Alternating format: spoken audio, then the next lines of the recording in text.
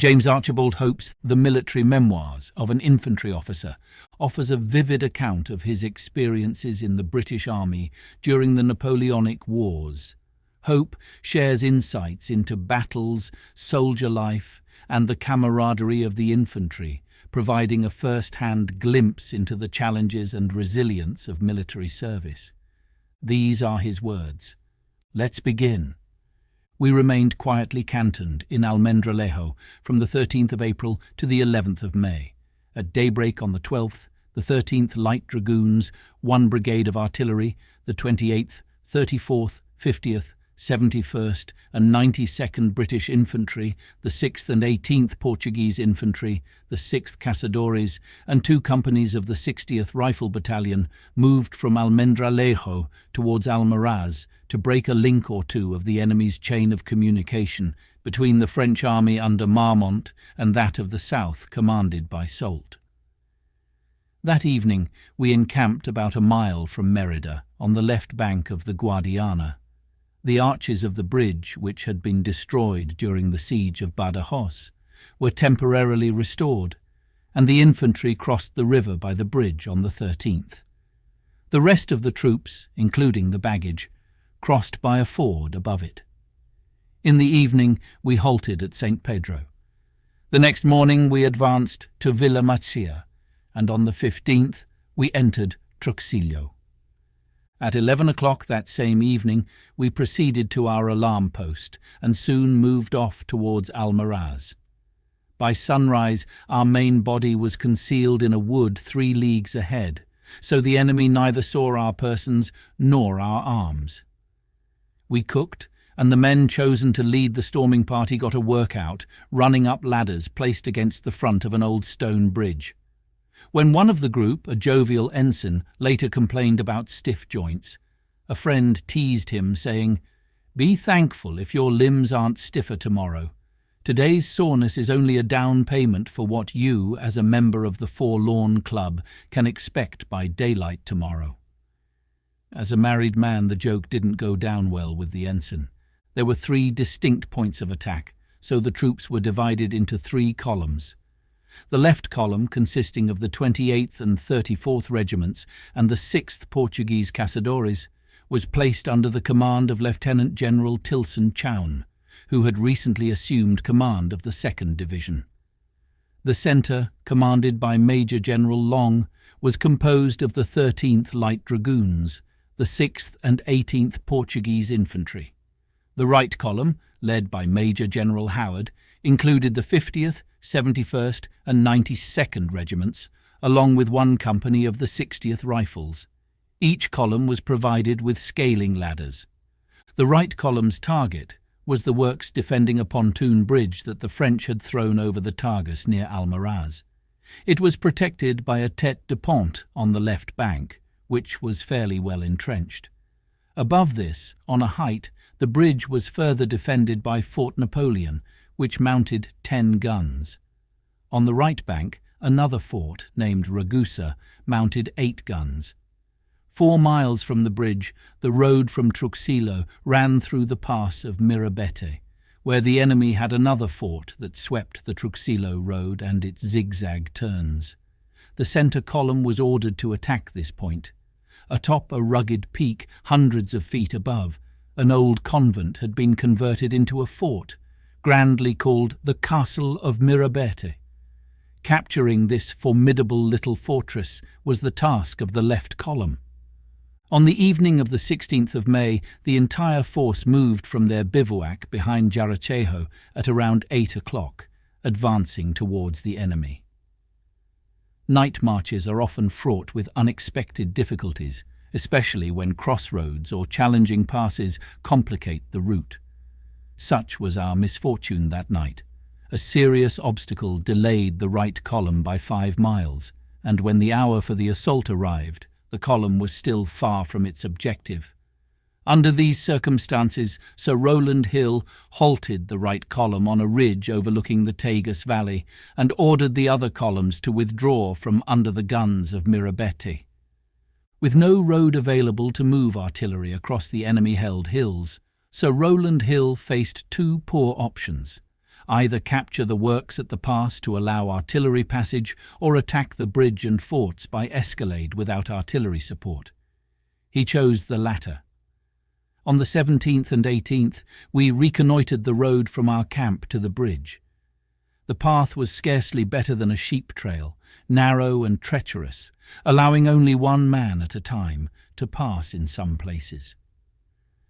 At 10 o'clock in the evening of the 18th, the 50th, 71st and 92nd Regiments, along with 2 companies of the 60th Rifles and the 6th Portuguese Infantry, descended from the ridge and moved towards the banks of the Tagus, intending to strike just before dawn. However, the darkness and the broken state of the footpath delayed the rear of the column, so by the time they were ready for the attack, the sun had already risen. This second setback dampened our spirits temporarily, but when Sir Rowland Hill resolved to assault the works immediately, the men recovered their usual cheerfulness. Due to these unfortunate delays, Sir Rowland Hill had to modify the original plan.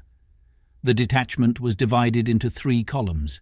The 50th and one wing of the 71st formed the column assigned to attack Fort Napoleon, under Major General Howard's command. The 92nd Regiment and the other wing of the 71st were to support the first column and be ready to assist in either attacking the Tête de Pont or Fort Ragusa. The 6th Portuguese and the 60th Rifle Company constituted the third column, serving as the reserve. At 6 or 7 o'clock in the morning of the 19th, the 50th, hidden behind a small rise only 150 yards from the fort, moved to attack, covered by the 71st Light Infantry. The enemy responded with a furious barrage of grape shot, round shot and musketry, enough to test the resolve of any soldier. When the men descended into the ditch, they discovered that some of the scaling ladders were too short. General Howard, with remarkable presence of mind, calmly and courageously managed this setback, which only fueled the determination of the attackers. The first soldiers to ascend the ladders faced fierce resistance. Many were thrown headfirst back into the ditch, some dead, others gravely wounded. Nevertheless, the attackers pressed on, and after a sharp 11-minute fight, the old dirty half-hundred and their comrades from the 71st captured Fort Napoleon. While this was happening, the second column advanced toward the Tête de Pont, zigzagging through the terrain to shield themselves from Fort Ragusa's fire. As they neared the bridge, the French attempted to flee across it, only to find that some of their own men had cut the bridge, leaving several pontoons removed. Many French soldiers, desperate to avoid capture, jumped into the rushing river, where several found a watery grave. The rest surrendered. The head of the second column had almost reached the gap in the bridge when it became clear the bridge had been cut. This was an awkward situation, but fortunately the commander of Fort Ragusa panicked, retreated towards Almaraz instead of inflicting further casualties on our troops. Once the enemy fled, our men helped themselves to whatever spoils of war they could find. Wine, brandy, rum, bacon hams, and pickled meats were quickly claimed, and many bayonets still stained with blood were soon adorned with food. Some of the more astute soldiers found valuables in the officers' mess rooms, but most were content with a well-stocked haversack or a canteen brimming with liquor. After this peculiar scene, the troops were ordered to bivouac half a mile away. Attention then turned to the casualties. Our losses amounted to 177 killed or wounded, while the enemy's total was about 450. Soldiers from each regiment spent the rest of the day tending to the wounded and destroying the fortifications, guns, and the bridge. By 8 o'clock the next morning, everything had been completed to Sir Rowland Hill's satisfaction, and we began our retreat, first to the Lena, and later that day to our bivouac behind Jaracejo. On the 21st we re-entered Truxillo, halted on the 22nd and 23rd, bivouacked at Villa Macchia on the 24th, and retraced our steps to St. Pedro on the 25th. The next day we stopped at a ridge halfway between Medellin and Merida, and on the 27th we re-entered Merida to the cheers of the local populace and the congratulations of the friends we had left behind. Shortly after the British troops entered Fort Napoleon, a French soldier begged for mercy from a man of the 50th Regiment just as the bayonet was about to strike. The generous Briton spared him, but moments later the treacherous Frenchman tried to stab his saviour. The British soldier, alert to the danger, managed to block the blow, though he took the bayonet in his arm. Outraged by this cowardice, he retaliated, driving his bayonet through the Frenchman's body. The French colonel in command of Fort Napoleon, realizing resistance was futile, surrendered. Permitted to keep his sword, the colonel was contemplating his fate when a British officer, unaware of the terms of surrender and unable to speak French, mistakenly thrust his sword at the colonel, mortally wounding him. After lingering for 10 days, the colonel died and was buried with full military honours in Merida's great church.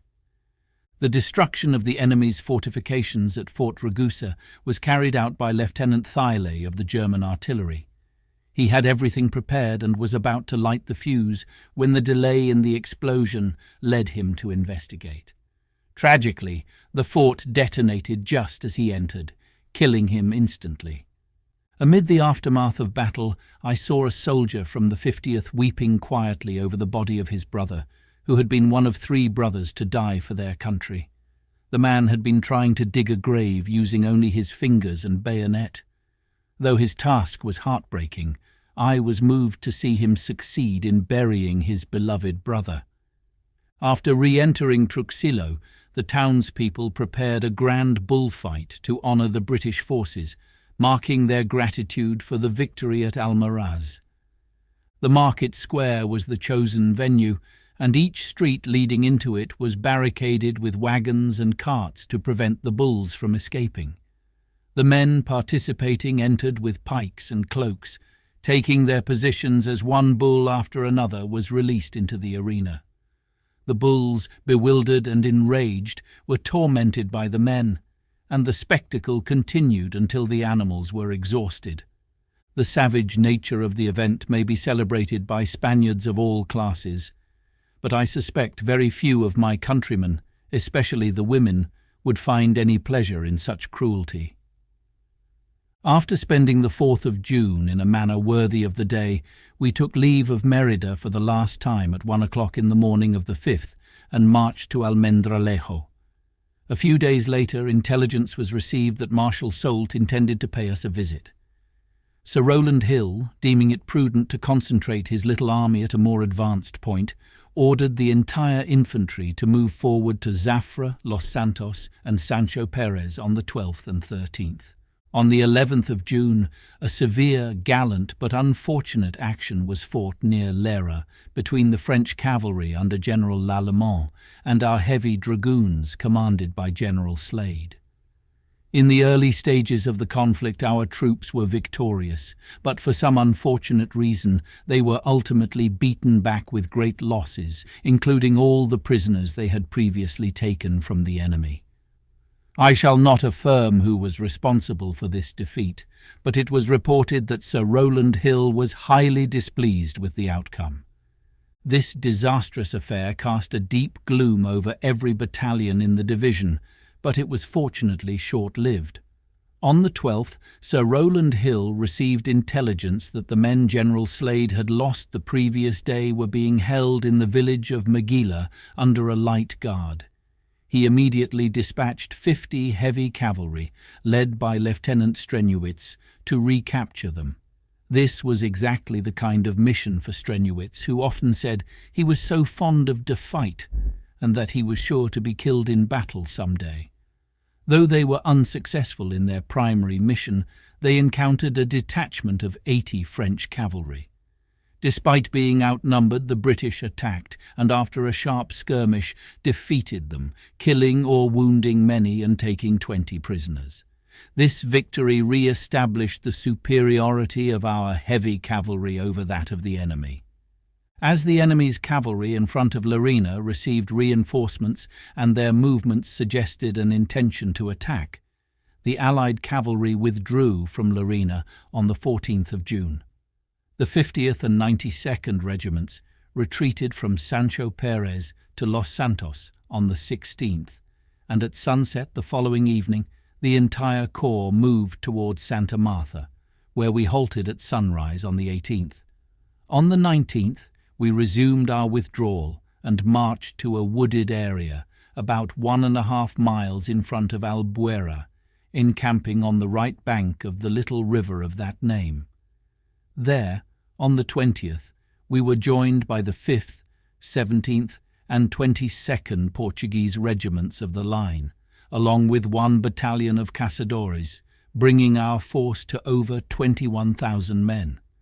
Fully convinced that Soult intended to attack him, Sir Rowland Hill wasted no time after setting up camp in making the necessary preparations to give the Marshal a warm reception on the same ground from which Marshal Beresford had so unceremoniously driven him on the 16th of May 1811. The position of Albuera is a ridge covered with heath, with the left side washed by the small river Albuera. From the river the ridge extends southward for about 3/4 of a mile, gently rising until it terminates abruptly at a deep ravine, which separates it from a high mountain range farther to the right. The slopes on both sides of the ridge are long but not steep. The village of Albuera is situated at the lower part of the ridge near the river, and the main road from Zafra to Badajoz runs through the centre. The extreme right of the ridge, being considerably higher than the rest, was considered the key to the position. As this area was likely to be the focal point of the battle, an engineer and strong working parties were immediately assigned to fortify it. By working day and night, a respectable redoubt crowned the summit of the ridge within a few days. Another redoubt was constructed on a slightly lower elevation, and a third was begun farther to the left. The parapet of the bridge over the Albuera, located in front of the village, was demolished. The road was broken up, streets were barricaded, and many houses were loopholed. Numerous breastworks also lined the slope of the ridge. Officers from each regiment were taken to the position by the quartermaster-general, who showed them the ground their battalions were to occupy in case of attack, as well as the specific fords of the river each corps was to use when moving from the camp to the position. Cavalry pickets were stationed in front of the wood where the infantry were encamped, supported by companies of infantry placed behind an abatis. The 1st Brigade, consisting of the 50th, 71st and 92nd Regiments, was ordered to be ready to advance to the front of the wood at the first sign of the enemy and delay their progress until the other brigades could take their positions. These were the precautionary measures taken by Sir Rowland Hill at Albuera in June 1812, which were widely regarded as the result of cautious, prudent, and highly capable military planning. Upon taking possession of the ridge at Albuera, we were startled to discover a trench 40 yards long, filled with human skeletons, barely covered by earth. "Look!" cried the men, pointing to the horrifying sight. "Behold our reward." To calm their spirits, we suggested that the skeletons belonged to French soldiers who had fallen the previous year. However, this explanation did little to soothe them, and understandably so. The existence of the trench indicated that orders had been given to bury the dead, but the task had clearly not been completed properly. While it is the general's responsibility to issue orders to bury the dead, no blame can be attached to Marshal Beresford, who commanded the Allied forces at Albuera in May 1811. It would be unthinkable to suggest that he gave no such orders. A general with Beresford's sense of humanity would undoubtedly ensure that the fallen, friend or foe, were laid to rest with appropriate solemnity after battle. One question that has been repeatedly asked of me is why Marshal Beresford did not either destroy or capture the remnants of the French army after the Battle of Albuera. Many people, in their patriotic fervour, often expect greater success from military forces than is feasible. In this case, they likely forgot that when an army is composed of troops from various nations, it is almost impossible for a general to inspire the same spirit of courage and resolve in every unit. Different nations' troops have distinct characteristics and varying levels of commitment, leading to jealousy and competition. Even within a single nation's army, jealousy can arise if one unit engages in more battles than another, despite no deliberate favoritism from the general. These rivalries diminish the unity and strength of the army. There is little doubt that the victory at Albuera would have been more decisive had the British held the key position instead of the Spanish.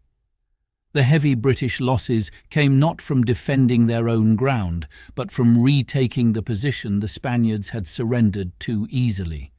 It is believed that the initial plan of operations was forced upon Marshal Beresford. Nonetheless, placing complete trust in foreign troops proved to be a risky strategy. Let the outcome at Albuera serve as a warning to future British generals commanding mixed forces. Never entrust a critical position to foreign troops when British forces are available. During our stay at Albuera, an amusing incident occurred when one of our light cavalrymen, an Irishman, was struggling with a restive horse. He was ordered to fall back to calm the animal, but instead requested permission to ride toward the front, promising his comrades, "I will show you something you've never seen before." He rode ahead, whipping and spurring the horse relentlessly, despite the protests of his officers and the jokes of his comrades. Finally, after gaining some distance, he turned the horse toward the enemy and galloped full speed into the French lines before anyone could stop him.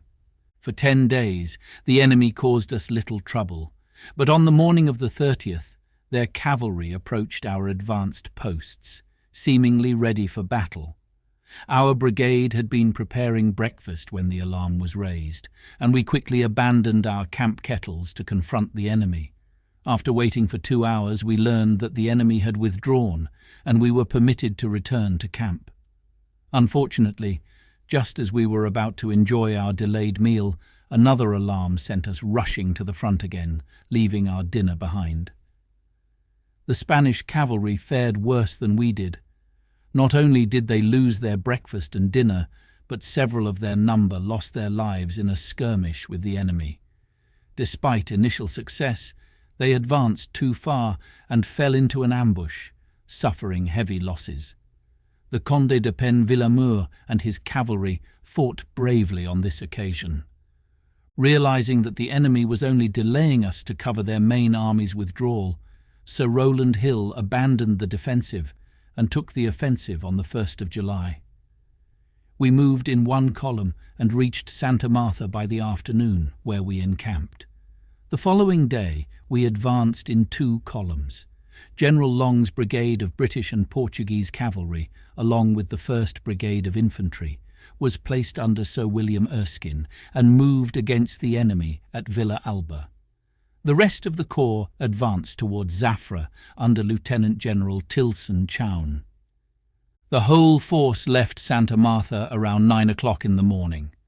The German hussars, leading the advance to Villa Alba, hearing that the French were unprepared for an attack, charged into the village, cutting down many before they could mount their horses.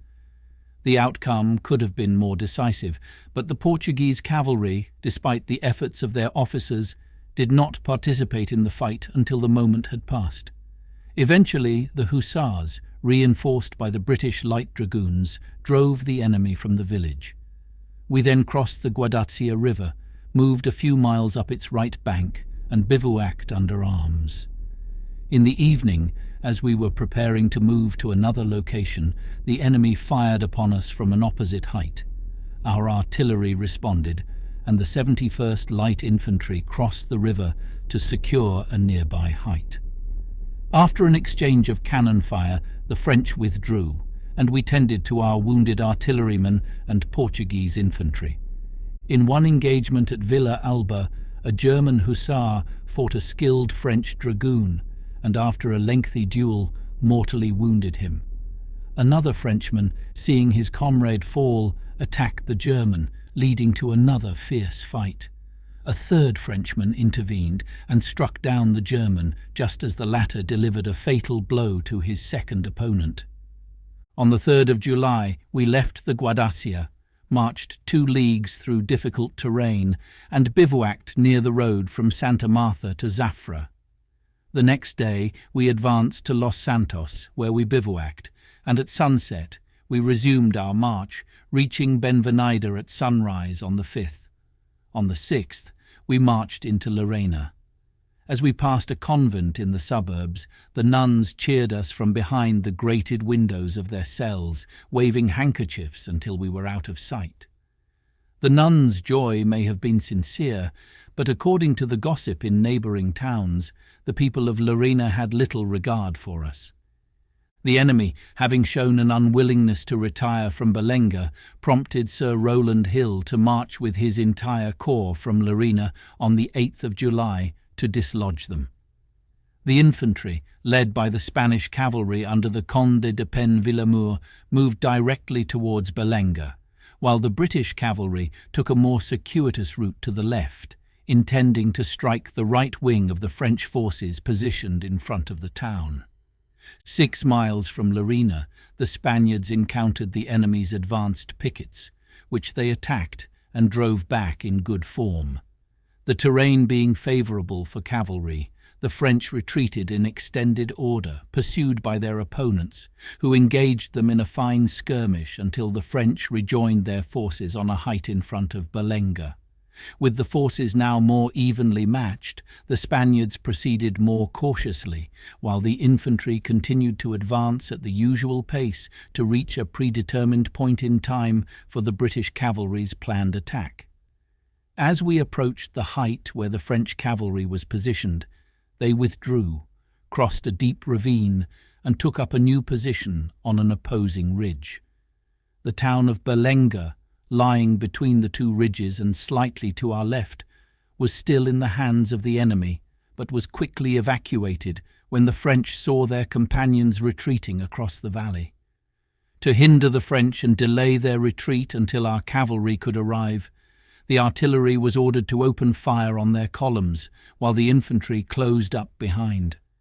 As the infantry took their positions, the French artillery returned fire, saluting each battalion in succession, a courtesy to which our artillery responded in kind. The exchange would have been even more impressive if we could have enticed the enemy to engage more fully. However, we were thwarted in this effort by the delayed arrival of our cavalry, allowing the French to retreat almost beyond the reach of pursuit. Thus ended our movement on Belenga, which had promised a more brilliant outcome in the morning. At the close of the engagement, we took up quarters in Belenga, but left at sunset to bivouac nearby.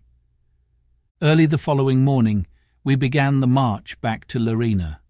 The day was oppressively hot, and with no water available between the 2 locations, many men collapsed from exhaustion, some never to rise again.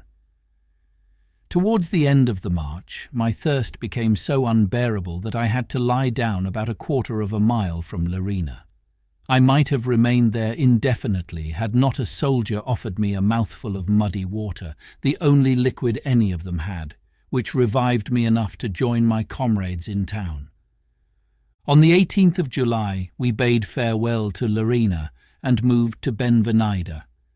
We resumed our march at sunset the same evening, arriving at Zafra at sunrise the following morning.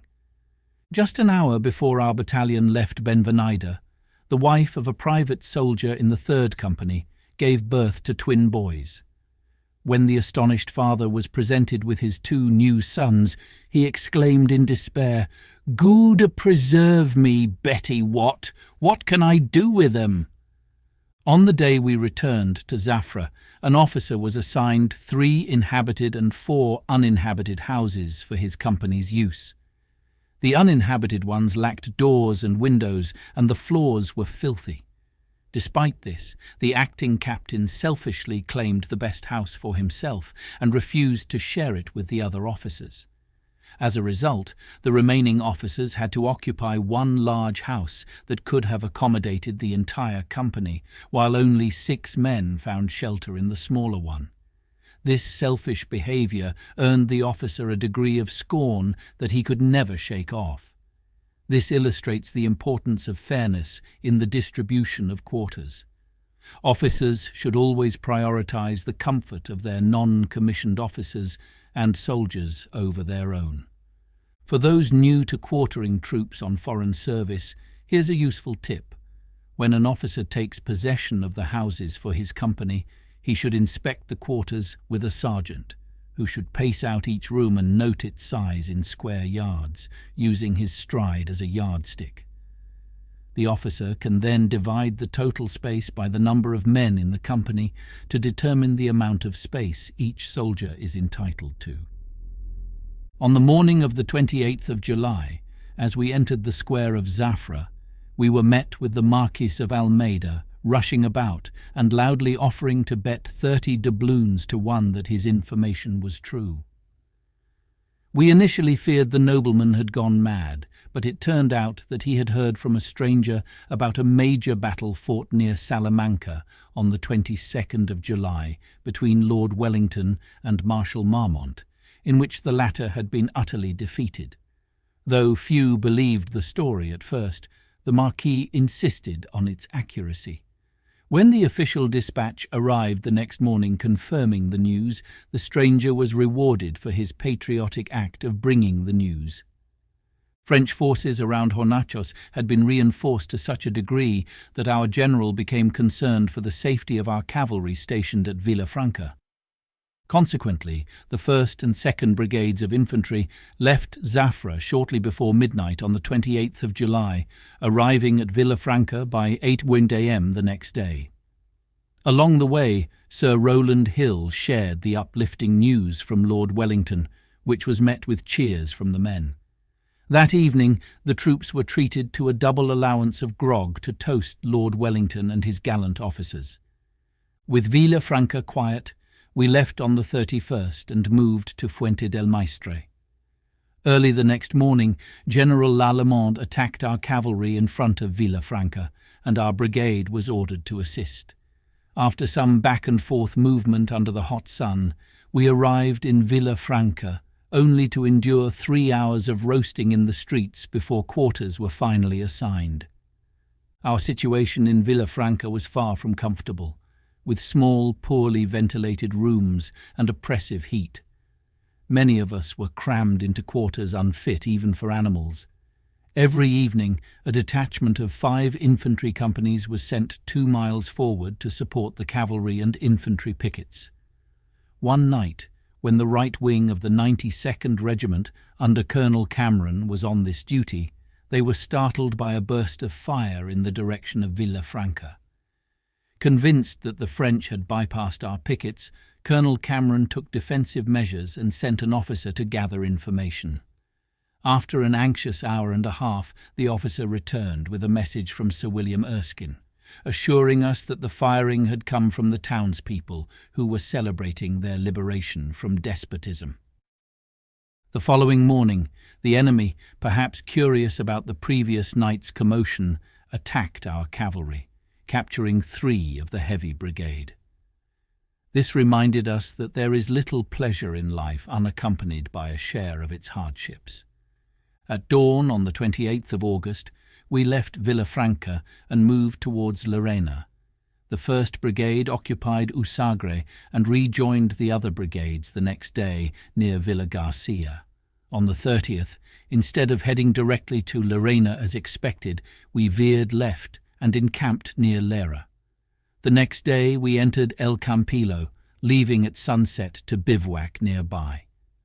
Before dawn on the 1st of September, we began a grueling 14-hour march to Zalamea through scorching heat and a desolate landscape. Despite our exhaustion, the people of Zalamea welcomed us warmly, and we were cheered by the discovery of abandoned enemy grain stores. The next morning, we marched to Quintana, then to Maguela, and finally, on the 4th of September, we returned to Don Benito. Upon hearing that Marshal Soult had abandoned the siege of Cadiz, the people of Don Benito celebrated the event on the 7th of September with a proclamation of the new constitution and a nighttime illumination. The retreat of Soult and Count d'Erlon rendered our presence in Estremadura unnecessary, so we left Don Benito on the 13th of September, crossing the Guadiana at a ford and marching to Majaidis. From there we advanced to Truxillo, where we discovered brass cannons hidden in the residence of the Pizarro family. On the 18th, we left Truxillo and bivouacked near Jarasello. The following day, we marched through the pass of Merabete, crossed the Tagus by a pontoon bridge near the site of the one we had destroyed 4 months earlier, and encamped near Almarez. As the rear battalion, the 50th, crossed the bridge last, Colonel Stewart halted the unit to face Fort Napoleon and the old Tête du Pont, where they had played a key role in the battle.